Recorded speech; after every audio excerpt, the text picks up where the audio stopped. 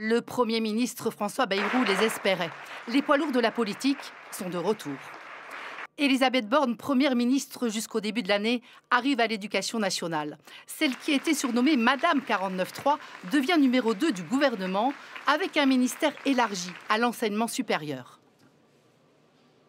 C'est dans ce contexte particulier et grave qu'en tant qu'ancienne Première ministre, qui n'envisageait pas de participer de nouveau à un gouvernement sollicité par François Bayrou sur un des défis majeurs pour notre avenir, j'ai décidé de répondre positivement.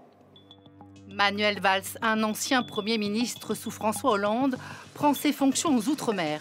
Un ministère d'État. L'ex-socialiste devra gérer les brûlants dossiers ultramarins. En premier lieu, la situation à Mayotte. Évidemment, nous pensons aux victimes, aux morts et aux blessés, nombreux. C'est l'urgence et c'est notre priorité. Autre poids lourd, Gérald Darmanin, resté 4 ans à l'intérieur, il s'installe au ministère de la Justice. Je veux répondre à l'incompréhension grandissante de nos concitoyens qui voient des actes de violence du quotidien pourrir leur vie et douter dans notre démocratie. François Bayrou mise sur la continuité. 19 ministres sont reconduits. Parmi eux, Bruno Retailleau à l'intérieur, Sébastien Lecornu aux armées, Rachida Dati conserve la culture et Jean-Noël Barrot le Quai d'Orsay. Le Premier ministre souhaitait élargir à gauche.